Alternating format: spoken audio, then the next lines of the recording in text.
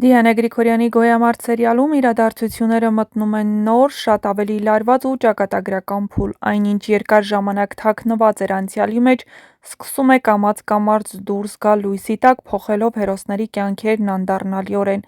Ավոն տարիներ շարունակ խուսափել էր հորից, խուսափել էր անցյալից, բայց գերեզմանատան այդ հանդիպումը կարծես կոտրում է նրա ներսում կառուցված բոլոր պատնեշները։ Այդ վայրը պատահական չէր ընտրված, մահն ու հիշողությունները ստիպում են մարդուն դեմ առ դեմ կանգնել ճշմարտության հետ։ Նկարահանումներից հրապարակված նոր կադրերը սերիալի երկրպագուների մոտ մեծ աղմուկ են առաջացրել։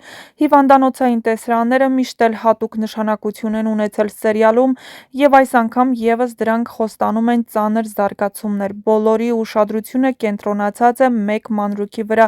Դավիթ Պապն իր կողքին ունի թոռնիկին, Ավոյի դստերը։ Սա պարզապես հանդիպում չէ, սա ճակատագրական կապ է երկու սերունդների միջև, որոնք երկար տարիներ զրկված էին միմյանց ճանաչելու հնարավորությունից։ Այդ պահը կարող է դառնալ պատմության շրջադարձային կետերից մեկը։ Դավիթ Պապի կերպարն այս փուլում առանձնապես կարևոր է դառնում։ Նա մարդ է, ով տարիներ առաջ խզել է կապերը սեփական որդու հետ և հիմա հավանաբար կիմանա, որ թոռ ունի։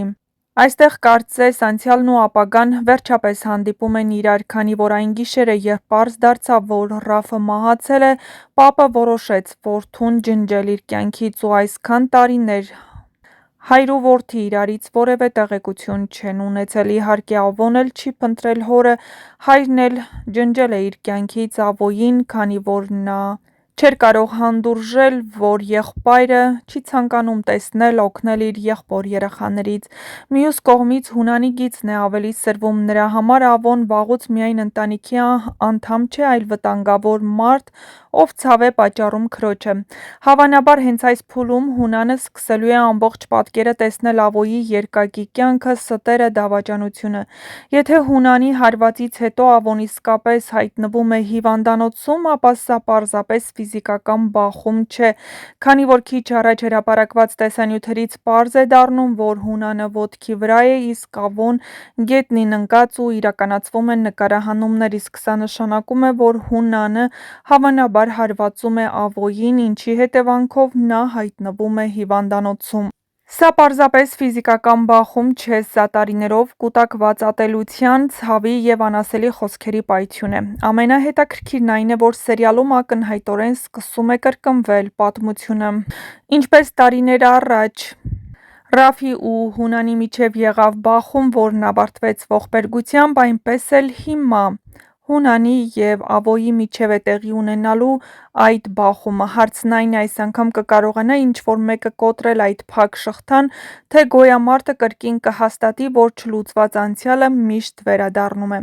Առաջիկա սերիաները խոստանում են բացահայտումներ, ծանր խոսակցություններ և ճակատագրական ընտրություններ։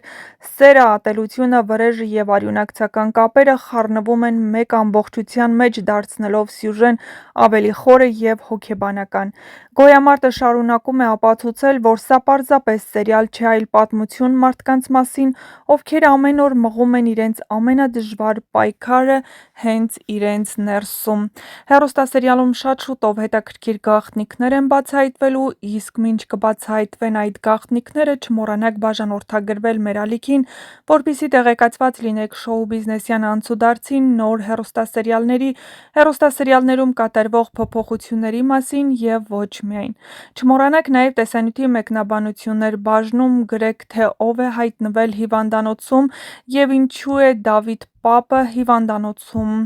վատանում։ Իսկ շատ շուտով կստանաք այս և այլ հարցերի պատասխանները, այնպես որ բաժանորդագրվեք, որպեսզի տեղեկացված լինեք։ Հեռուստասերիալում իսկապես սպասվում են հետաքրքիր իրադարձություններ։ Հունանը տարիներ առաջ սպանեց Լեոյի, Դավիթի և իհարկե Մանանի հորը, բայց հիմա նրանք ամուր թելերով կապված են միմյանց հետ։ Դավիթն ընդունվում է աշխատանքի հենց Հունանի ռեստորանում, Լեոն կռվում է նրա ակումբում, իսկ Մանանը սիրահարված է նրա որդուն։ Կարծեք թե պատմությունը խճճվել է։ Ինչպես կհանգուցալուծվի այս ամենը, ով կհաղթի այս պատերազմում, սերը թե վրեժխնդրությունը ցույց կտա ժամանակը։ Չէ որ տղաներն իմանան, թե ինչ է կատարվել տարիներ առաջ իրենց հոր հետ, չեն կարող երջանիկ լինել իրենց սիրելի մարդկանց հետ։ Եվ որ կերպարն է լինելու Դավիթի համար ընտրյալ, ում է սիրելու Դավիթը, չէ որ հեռուստասերիալը նաև սիրո մասին է։ Շատ հետաքրքիր զարգացումներ ու շատ հետաքրքիր ինտրիգներ են սպասվում, այնպես որ բաց մի թողեք տեղեկացված լինելու ձեր հնարավորությունը։ Չմոռանաք նաև տեսանյութի մեկնաբանություններ բաժնում անպայման գրել, թե որ կերպարին եք հասցրել սիրել այս ընթացքում և որ կերպարի կամ դերասանի մասին կցանկանայիք ավելի շատ տեղեկատվություն ստանալ, իսկ մենք ձեզ համար կպատրաստենք հետաքրքիր ու նոր տեսանյութեր։